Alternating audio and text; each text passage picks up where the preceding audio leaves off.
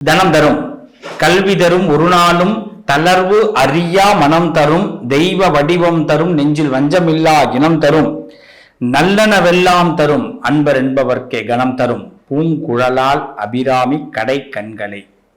அன்பான நேயர்கள் அனைவருக்கும் ஆனந்தமான வாழ்த்துக்கள். இன்னைக்கு நம்ம பேசக்கூடிய விஷயம் என்ன? சனி பெயர்ச்சி. இந்த சனி பெயர்ச்சியை பற்றி ரொம்ப ஒரு உங்களுடைய செய்திகளுக்காக நான் முன்னாடியே ஒரு முன்னோட்டம் ஒன்று கொடுத்துருந்தேன். இப்போ இன்னும் கொஞ்சம் டீட்டெயிலாக கொடுக்க போகிறோம். ரொம்ப சிம்பிளாக ஒரு விஷயத்தை நான் சொல்கிறேன். சனி பெயர்ச்சியை கண்டு நீங்கள் பயப்பட வேண்டாம்.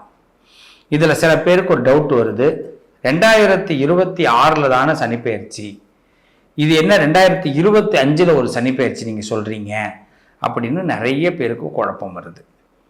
நானும் 10ஓட 11 அப்படி சொல்லிட்டு போக விரும்பலை. அதை பற்றி ஒரு தெளிவை கொடுத்துட்டு உள்ளே போகணும்னு நான் ஆசைப்பட்றேன். சனி பகவான் இப்போ கடந்த 3-4 பெயர்ச்சியாக பார்த்தீங்கன்னா 6 மாதம்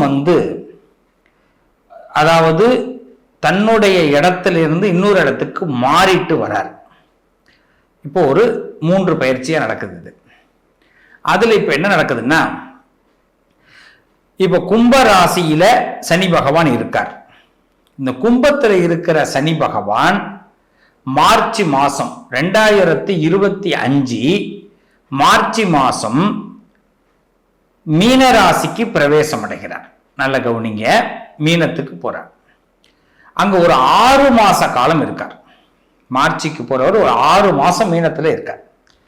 ஏப்ரல், மே, ஜூன், ஜூலை, ஆகஸ்ட், செப்டம்பர் வரைக்கும்.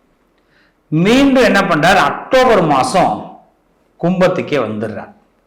இப்ப கும்பராசியை விட்டு போயிட்டாருன்னு ஒரு சந்தோஷப்பட்டுக்கிட்டு இருந்த நமக்கு அக்டோபர் கிட்ட நம்மள்ட்ட திரும்பி என்ட்ரி ஆயிடுவார். செப்டம்பர் லாஸ்ட், அக்டோபர்ல மீண்டும் என்ட்ரி ஆயிடுறார்.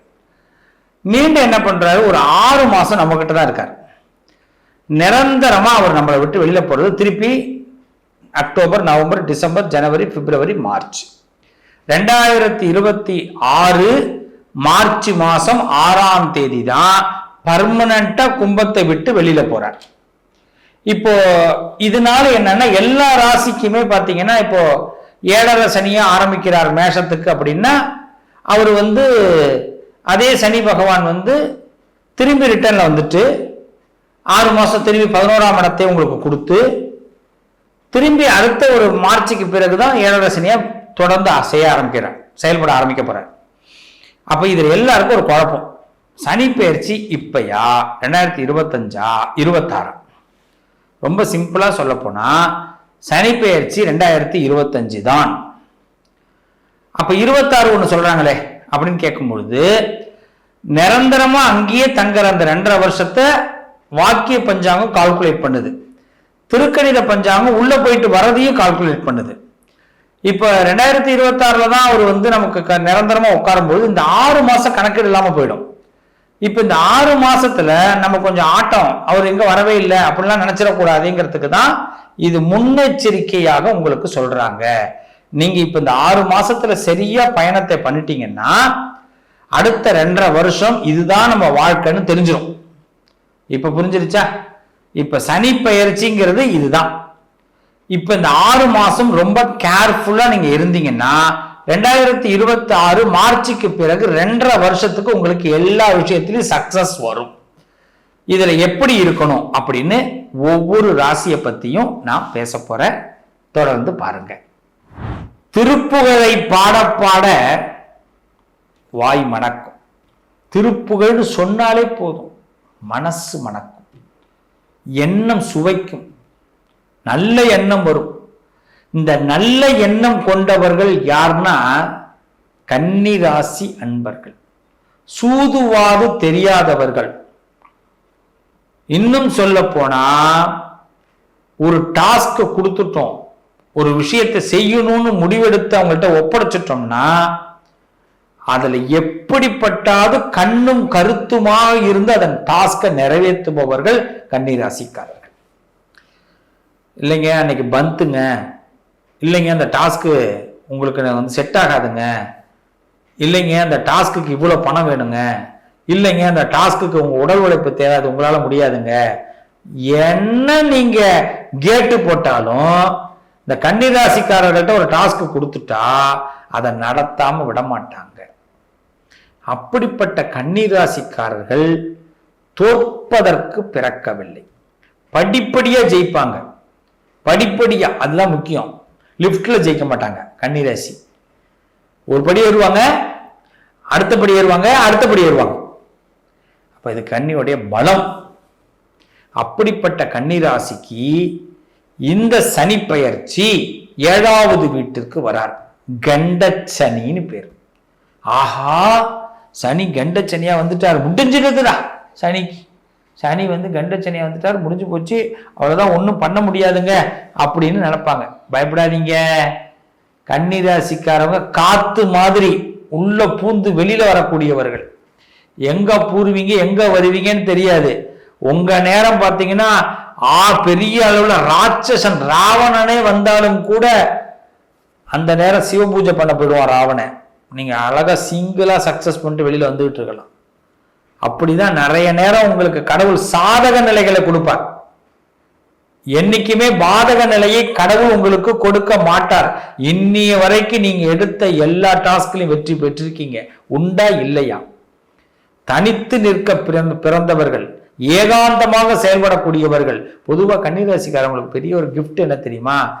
நீங்க எவ்வளவு பெரிய பொறுப்புல இருந்தாலும், எவ்வளவு பெரிய கூட்டத்துல இருந்தாலும் தனித்து தெரிய செயல்படுவீங்க, தனித்து தெரிய வருவீங்க. உங்களை நம்பி பொறுப்பை ஒப்படைச்சிருவாங்க. எல்லாரையும் அழகாக ஹேண்டில் பண்ணுவீங்க. இந்த ஹேண்டில் பண்ற பக்குவம் கன்னிக்கு பிறந்தது, கைவந்த கலை. என புதன் உச்சம் ஆட்சி பெற்ற கிரகம். ஒரு மனிதனுக்கு அறிவு தானங்க தேவை.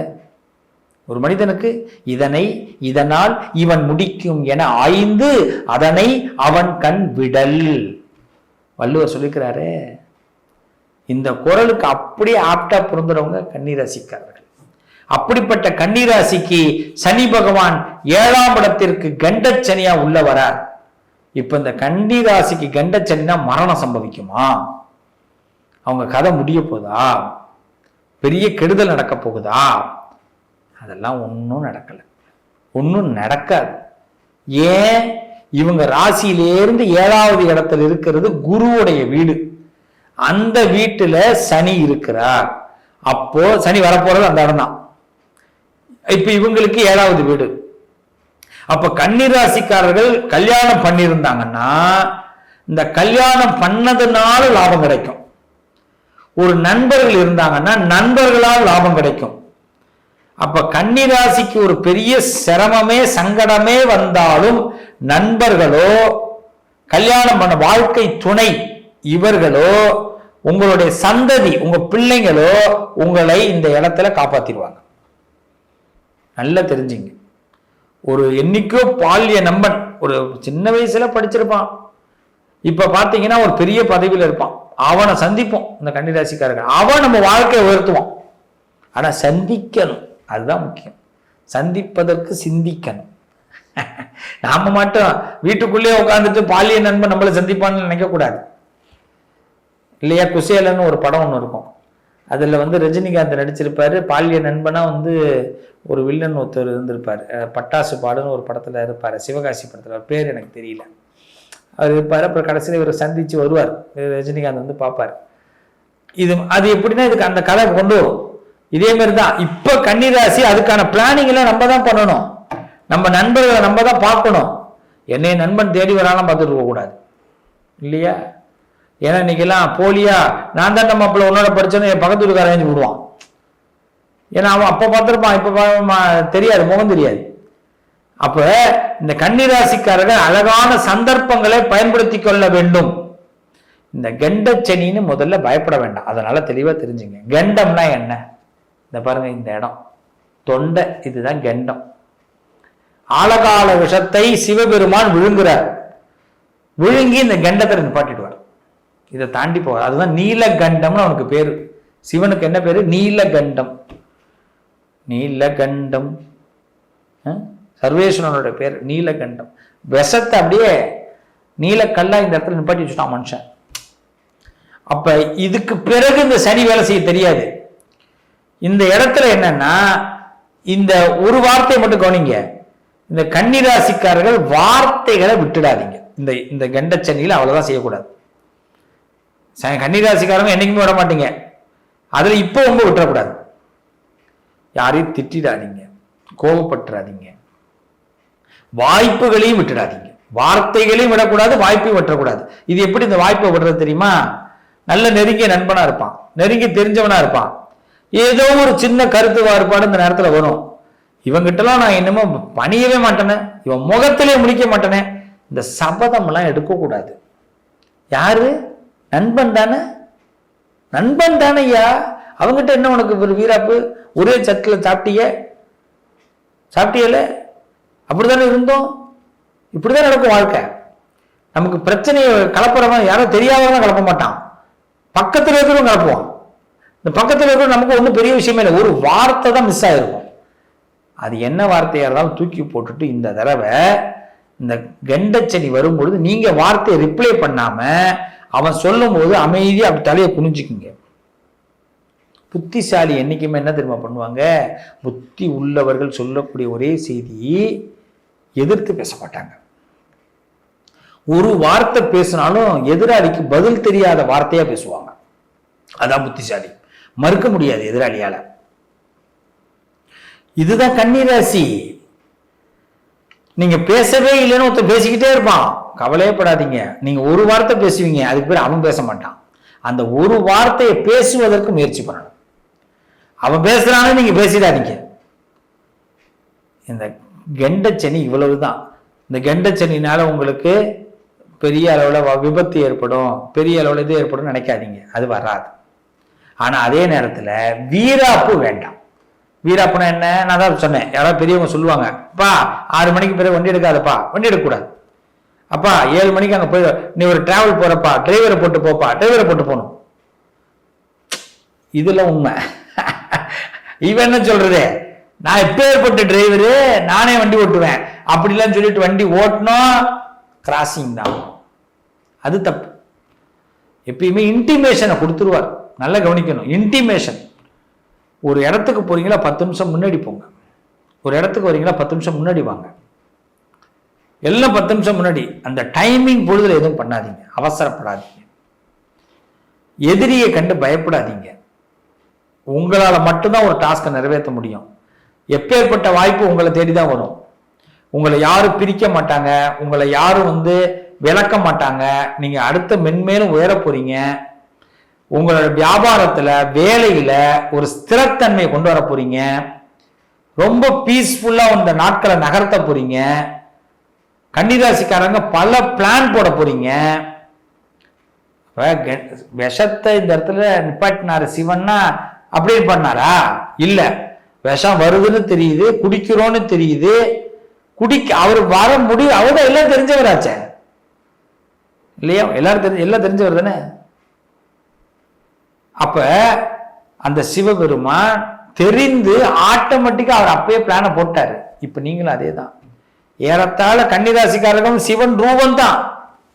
இப்ப நீங்க எதுவாக இருந்தாலும் பிளான் பண்ணணும். எதையும் எதிர்க்கிறதுக்கு தயாரா இருக்கணும். அதை விட எதிர்த்து அதை திருப்பி விட தயாரா இருக்கணும். அதுதான் முக்கியம். எதிர்க்கிறவனை விட எதிர்த்து அதை திருப்பி விடணும். எதிர்த்தோம்னா திருப்பி எதிராளியா போடுவோம், அது வேண்டாம். எவன் அம்ப எய்றானோ அந்த அம்பை திருப்பி விட்டு பாருங்க, அவனும் எம்ப எய்ய மாட்டான், நமக்கும் பிரச்சனை வராது. அப்ப சில முற்போக்கு சிந்தனைகள், முன் எச்சரிக்கைகள், இதோட பயணத்தை மேற்கொள்ளுங்க. பயந்து மேற்கொள்ளாதீங்க. கண்டச்சனி உங்களை எந்த விதத்திலையும் கவுத்துறாது. உங்களை சேஃப்டி பண்ண போறார் சனி பகவான். உங்களை கீழே இறங்க விட மாட்டாரு. உங்களுக்கு மூலதனமே உங்க புத்திசாலித்தனம் தான். உங்க மூலதனமே அந்த புத்தி என்ன பண்ணும்னா உங்களை எங்க சேர்க்கணும், எங்க சேரக்கூடாதுன்னு எல்லா இன்டிமேஷனையும் கொடுக்கும். அந்த இன்டிமேஷன் படி நீங்க நடங்க, அது உங்களுக்கு சக்சஸ் ஆகும். வாழ்த்துக்கள். இந்த கன்னிராசிக்காரர்கள் நாராயண மந்திரத்தை நிறைய சொல்லுங்க, பெருமாளை நிறைய பிரார்த்தனை பண்ணுங்க. இரண்யகசுபு பிரகலாதன் ஒரு நாராயண பக்தனாக இருந்ததுனாலதான் இரண்யகசுபுக்கு மரணம்.